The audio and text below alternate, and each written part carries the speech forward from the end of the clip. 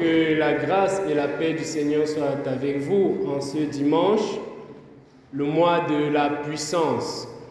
Alors aujourd'hui, le thème du message, de la prédication, c'est « Vous êtes forts ». Nous avons pris le texte d'1 Jean 2, verset 14b. Je vous ai écrit, jeunes gens, parce que vous êtes forts et que la parole de Dieu demeure en vous et vous avez vaincu le malin. Lorsque l'on parle de quelqu'un de fort, nous pouvons penser à quelqu'un qui a un visage impénétrable, qui a des sourcils froncés, de quelqu'un qui est bien formé, qui est baraqué, avec tous les outils pour combattre.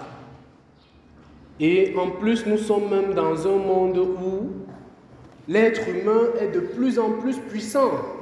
Les moyens technologiques le prouvent, c'est-à-dire il y a des machines pour nous aider à laver, il y a des machines pour nous aider à communiquer, et ça s'en va grandissant, ça s'amplifie. L'homme croit que sa puissance va aussi en augmentant. Mais cela lui fait oublier l'autre réalité qui est la puissance de Dieu. Et tout à l'heure, Bruno a fait un récit qui parlait de la sagesse et de la puissance de Dieu, qui est le thème de ce mois. Le message qui parle de la puissance de Dieu et la force dans un aspect spirituel. Dieu qui est le Tout-Puissant. Pour ce thème de la force, de vous êtes forts, nous allons prendre deux éléments qui nous permettent de garder notre force. Le premier élément que je soulève, c'est le service permanent de Dieu. Et nous allons lire 1 Jean 9, du verset 1 à 9. Jean 9, verset 1 à 9, Pardon qu'on cherche. Le texte commence par la rencontre de Jésus avec un jeune homme. Le Seigneur rencontre un jeune homme qui est aveugle et ses disciples lui demandent « Maître, mais qui a péché entre lui et ses parents pour qu'il soit né aveugle ?» Et le Seigneur lui dit « Ce n'est pas que quelqu'un ait péché, mais c'est afin que les œuvres de Dieu soient manifestées. Et il dit qu'il faut que je fasse tandis qu'il est jour les œuvres de celui qui m'a envoyé. » Ce texte nous apporte des réponses. Des réponses à la question « Pourquoi je dois me mettre de toute urgence au service ?» Déjà parce que servir Dieu est une obligation. Le service de Dieu n'est pas optionnel. Ce n'est pas quelque chose qu'on peut choisir de faire ou de ne pas faire. Ce n'est pas quelque chose que l'on fait parce qu'on a envie ou quelque chose que l'on fait parce qu'on sent que dans notre cœur, que bon, comme on a fini de faire beaucoup d'autres choses, maintenant il est temps que je me consacre aussi au service auquel Dieu m'a appelé. Il faut. L'obligation du service est une charge, est une responsabilité que chacun d'entre nous doit accepter et porter. Le service est important pour garder notre force dans la puissance de Dieu. Quand l'on parle du service, on s'adresse aux enfants de Dieu. Tout à l'heure, le pasteur a présenté ce qu'il faut pour être un enfant de Dieu. Le Seigneur a dit « Prenez sur vous mon joug et recevez mes instructions ». C'est donc la responsabilité de chacun d'entre nous. C'est ta responsabilité de dire que parce que je suis devenu chrétien, parce que j'ai accepté de prendre sur moi le joug du Seigneur, c'est-à-dire sa charge, d'être sous son autorité, d'être sous sa discipline, parce que je l'ai accepté volontairement, j'ai la responsabilité dès maintenant de commencer la mission dans laquelle le Seigneur m'a engagé. Ce matin, je voudrais que quelqu'un comprenne que depuis qu'il est en train d'attendre, sans même qu'on ne sache ce qu'il est en train d'attendre, le temps est en train de passer. Et le temps qui passe, c'est un temps qui ne revient plus. Il y a des chrétiens qui feront bientôt 1 an, voire même 2 ans dans cette communauté et qui ne sont intégrés dans aucun groupe de l'Église, dans aucune cellule d'études bibliques. Mais ils sont très actifs dans les groupes qui sont constitués au boulot, dans leur quartier. À l'église, il ne veut pas avancer. Il se dit que le pasteur ne m'a pas interpellé personnellement, ou même se disent que je ne vois pas qu'il y ait quelque chose à faire, qu'il n'y a rien à faire. Souvent, ils se disent même que comme le pasteur ne dit rien, il dit chance. Dieu lui-même a vu que j'ai beaucoup fait en venant même juste déjà à l'église. Et c'est comme ça que nous, enfants de Dieu, nous perdons. Nous perdons en force, nous perdons en puissance. Si nous intégrons par exemple l'équipe d'évangélisation, cela pourrait permettre que le déploiement de l'église dans le quartier, que dans ce déploiement, nous puissions même constituer 3 équipes, 3 à 4 équipes.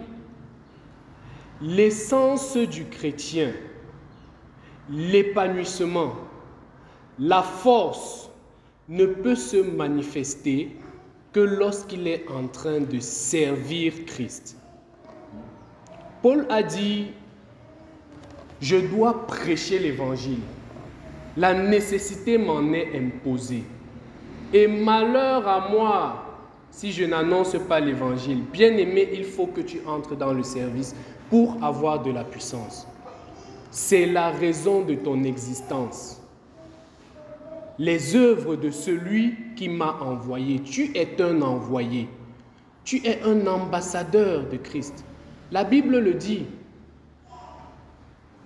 Ce n'est pas un titre pour que tu marches dans le quartier et dis « Hey, moi aussi je suis ambassadeur ». Tu as été envoyé depuis le ciel. Tu es un projet que Dieu a conçu depuis la fondation du monde et qu'il a mis en exécution lorsque le temps qu'il a préparé est arrivé. Il t'a appelé, il t'a justifié, il t'a équipé, que tu sois fort. Maintenant, il te dit, je t'envoie et il est temps que tu te lèves.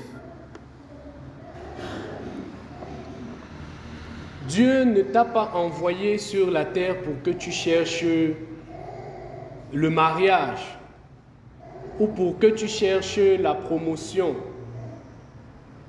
Et puis les gens ont cette démangeaison de vouloir entendre ce type d'évangile. Ce qui intéresse Dieu, c'est son royaume et sa justice.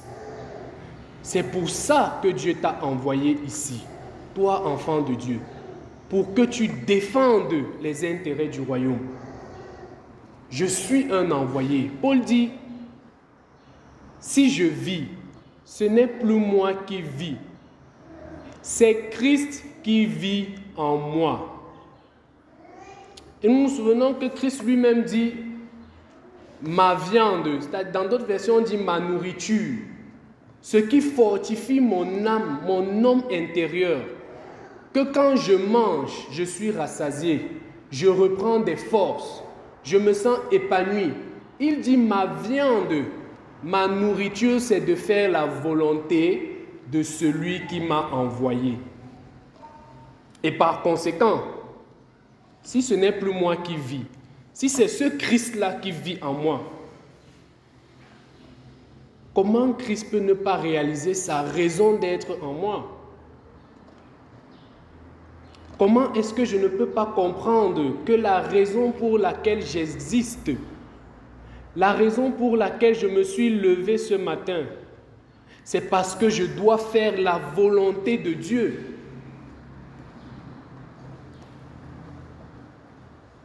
Je ne me suis pas levé parce que je dois venir au culte pour chanter.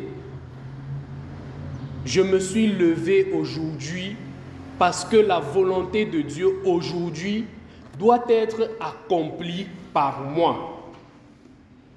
C'est ce qu'un enfant de Dieu doit se dire. C'est la raison de mon existence. Pourquoi je vis si ce n'est pas pour servir l'Éternel? Pourquoi je respire? Lorsque nous lisons dans le livre d'Ecclésiaste, chapitre 9, le verset 5, les vivants en effet savent qu'ils mourront, mais les morts ne savent rien. Et il n'y a pour eux plus de salaire, puisque leur mémoire est oubliée. Et leur amour, leur haine et leur envie ont déjà péri. Et ils n'auront plus jamais aucune part à tout ce qui se fait sous le soleil. Qu'est-ce que tu es en train de faire de ton existence? À quoi est-ce que tu consacres ta vie? À tes projets, à tes enfants, à ton mari, à tes réunions, à ton village? À quoi est-ce que tu as consacré ta semaine? À ton travail? Mais si cela n'est pas dans l'objectif d'accomplir la volonté de Dieu, ce travail est une perte. Où est-ce que tu as vu dans la Bible que c'est quand tu vas finir le bac ou alors quand tu vas trouver un travail que tu vas commencer à servir Dieu? Que c'est quand tu vas commencer à avoir 500 francs d'argent de beignet que tu vas aussi commencer à apporter quelque chose comme offrande dans l'église? Où est-ce que tu as appris que c'est quand tes enfants vont grandir? Ou que quand tu vas trouver un studio? Ou quand tu vas trouver un travail où on te paye 40 000? Où est-ce que tu as entendu que tu dois attendre quelque chose pour te mettre au service de Dieu? C'est aujourd'hui qu'il faut s'y mettre. Il n'a pas dit que lorsqu'il pleut, il faut renvoyer le service de Dieu. Il n'a pas dit au cas où mon argent de taxi ne suffit pas. Il n'a pas dit au cas où tu te sens fatigué à la sortie du travail. Il dit que c'est aujourd'hui que tu dois le faire. Ce que le Seigneur te demande maintenant, c'est ce que tu as.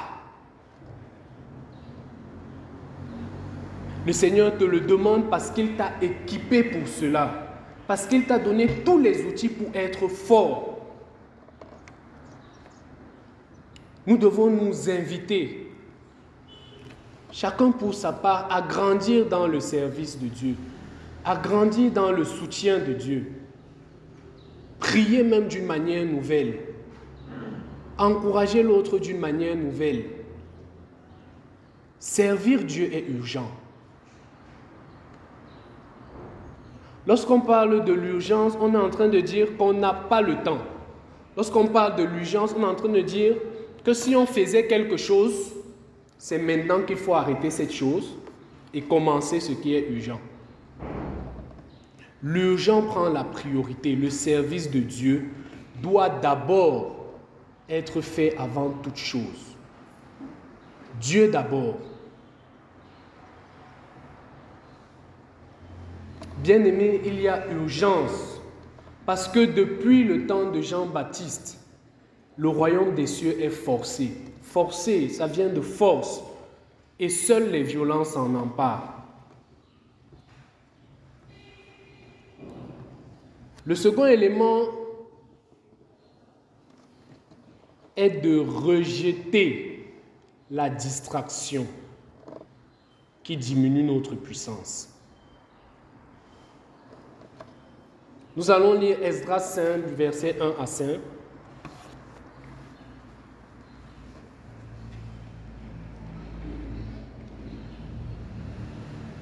La première année de Cyrus, roi de Perse, afin que s'accomplisse la parole de l'Éternel prononcée par la bouche de Jérémie, l'Éternel réveilla l'esprit de Cyrus, roi de Perse, qui fit faire de vive voix et par écrit cette publication.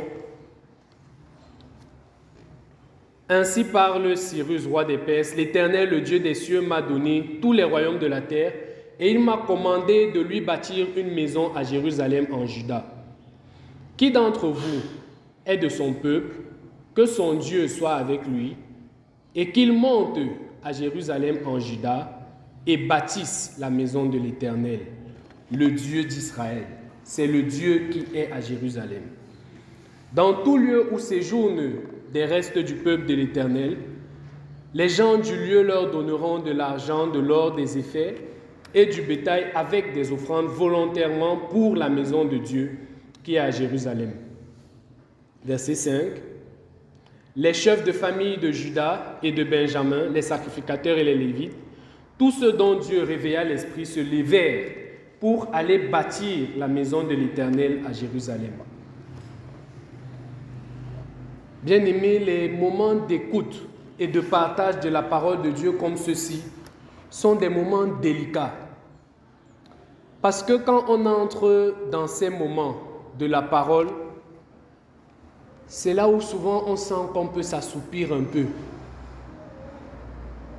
Lorsqu'on doit avoir un moment de méditation avec Dieu, c'est là où on pense que non, on veut écouter la parole de Dieu qui vient directement depuis le ciel. Et endormi. Et on voit comment quelqu'un commence à pencher la tête à gauche ou à droite. Parfois, c'est même à ce moment où on doit méditer qu'un tas de choses passent dans notre esprit. Que non, il faut organiser ta journée. Qu'est-ce qu'on prépare à la maison aujourd'hui? Il faut que je cherche l'habit que je vais mettre. Ne nous laissons pas distraire. La distraction est un moyen qui nous fait perdre notre puissance en Dieu. Le Seigneur nous rassure que quelles que soient les pressions par lesquelles tu passes, tu dois savoir que l'œil de Dieu veille et c'est ce qui te donne la force de ne pas succomber à ces distractions. Et l'épître de Paul s'adressant à Timothée ne dit-il pas que ceux qui vivent pieusement leur foi seront persécutés? La vie va nous persécuter si on veut vivre pieusement notre foi. L'environnement dans lequel nous vivons va nous persécuter. Le diable qui cherche les adeptes partout va nous persécuter. Même notre propre chair, notre chair qui nous appartient, va nous dire non, c'est bon de faire ce qui est mal. C'est ce que notre corps nous dit, que nous le voulions ou pas.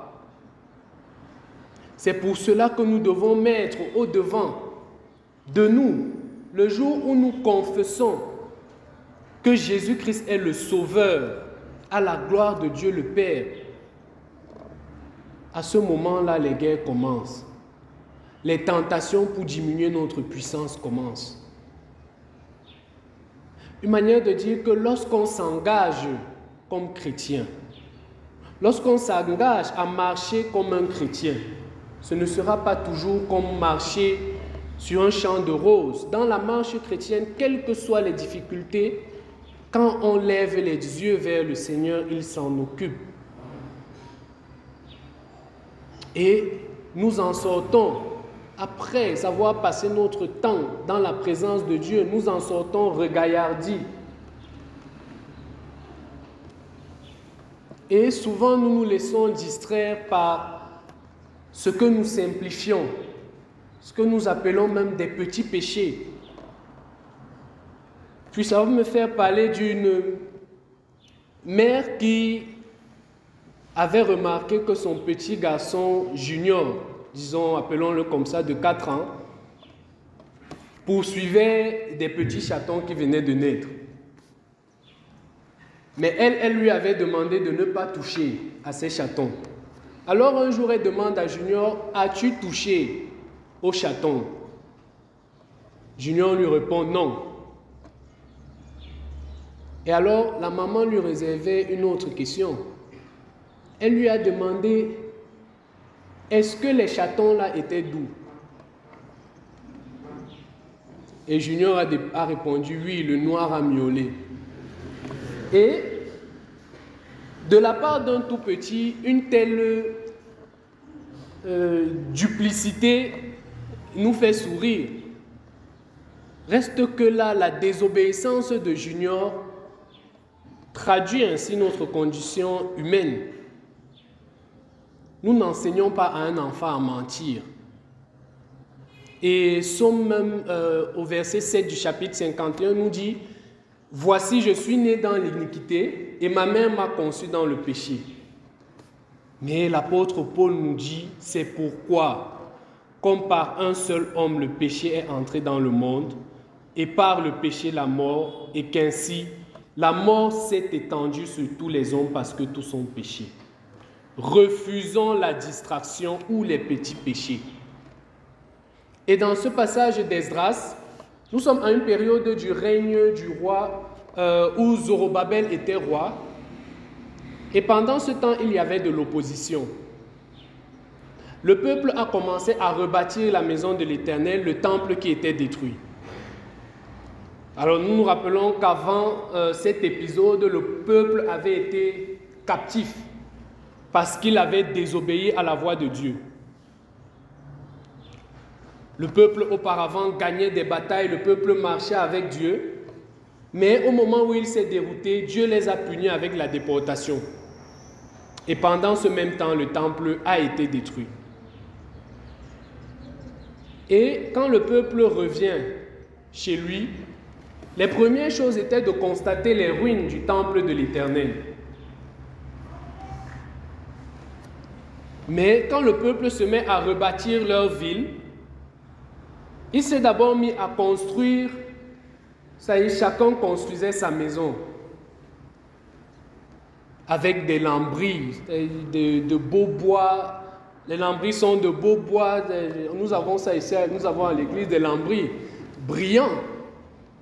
Ils se sont mis à rebâtir leur propre maison avec des lambris. Et ça brille et c'est beau. Donc c'est ce que le peuple s'est mis à faire. Et les travaux du temple se sont arrêtés pendant 16 années. Parce qu'ils se sont mis dans leur plaisir à bâtir leur maison.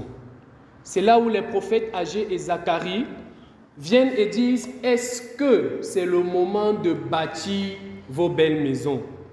Est-ce que c'est le moment de vous faire des plaisirs alors que le lieu où Dieu veut se manifester en votre faveur est délabré?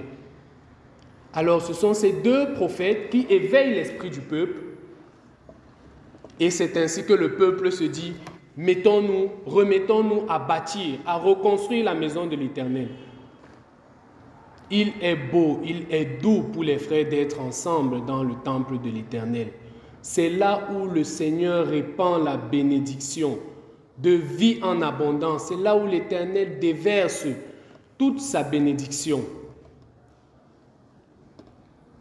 Nous faisons nos choses, ça ne marche pas parce que nous avons laissé l'essentiel. Nous avons nos champs, ça ne produit pas. Nous bâtissons et puis il y a des trous parce que nous nous sommes laissés distraire. Heureusement, le peuple là avait compris les recommandations des prophètes et ils se sont mis à rebâtir, à recommencer les travaux qui avaient été arrêtés. Mais pendant qu'ils étaient en train de construire, des gens sont venus et leur ont demandé, mais qui vous a donné l'autorisation de rebâtir la maison de l'Éternel? Comment vous pouvez laisser vos belles maisons pour venir construire le temple de l'Éternel? Il faut que vous arrêtiez. Est-ce que vous avez l'autorisation?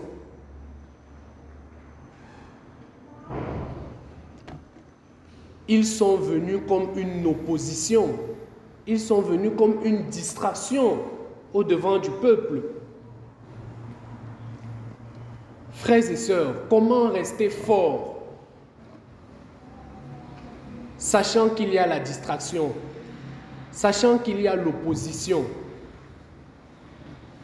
1 Corinthiens 3, verset 16 nous dit, « Ne savez-vous pas que vous êtes le temple de Dieu et que l'Esprit de Dieu habite en vous ?»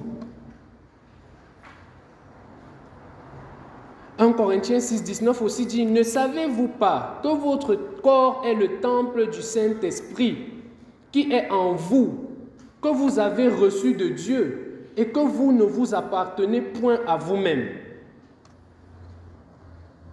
Comment faire face aux distractions? Comment faire face à tout ce qui diminue notre puissance?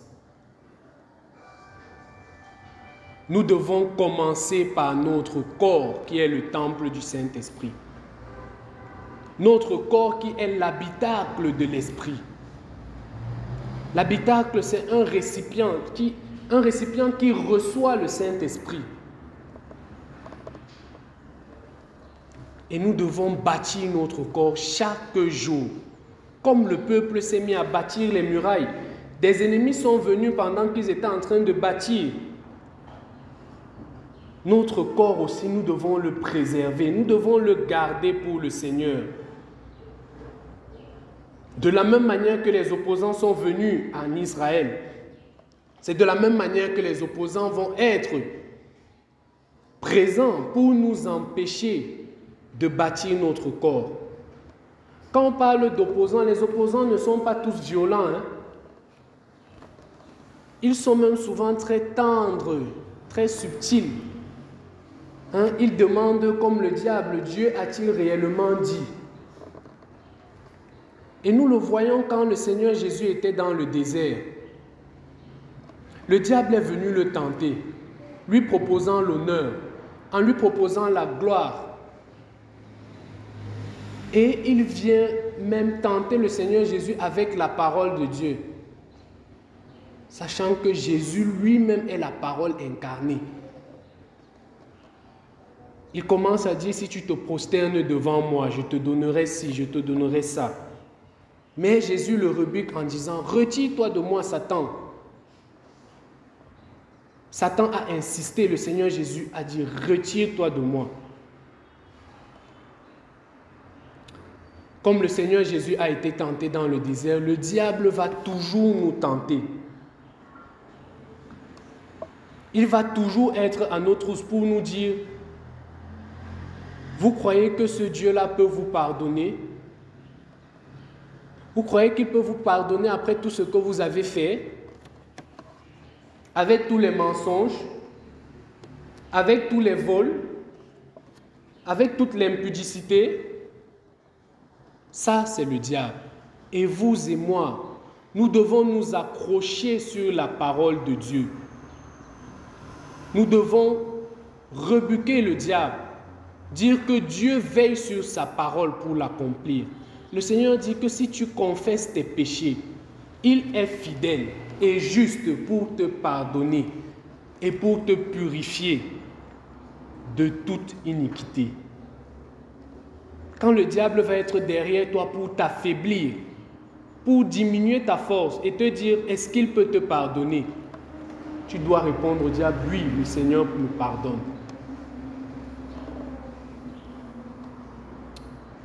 Dieu désire que chacun de nous découvre par la confession et par la repentance les eaux profondes et fraîches de la force qui se trouve dans le salut.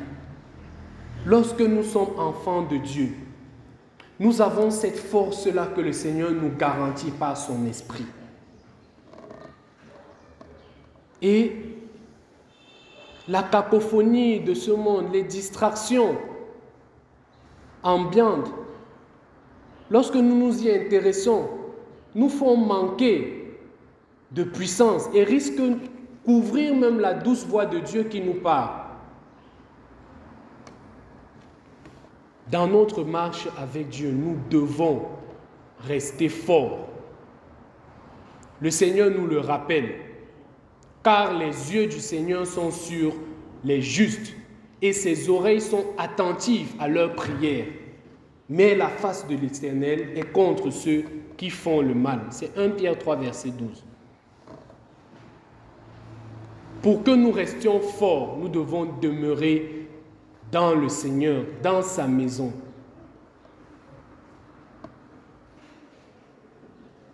Et au fur et à mesure que le temps passe, nous vieillissons et puis certains jours on se sent moins victorieux par les défis dont s'accompagne notre âge. Et voilà pourquoi mon héros c'était le vieillard au nom de Caleb, l'espion que Moïse a envoyé explorer le pays de Canaan. Dans Josué 14, on dit l'heure pour Caleb de recevoir sa part du territoire était maintenant venue, mais il y avait encore des ennemis à en chasser.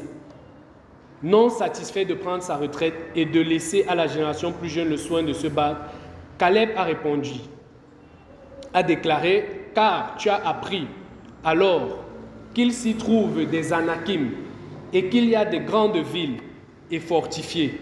L'Éternel sera peut-être avec toi.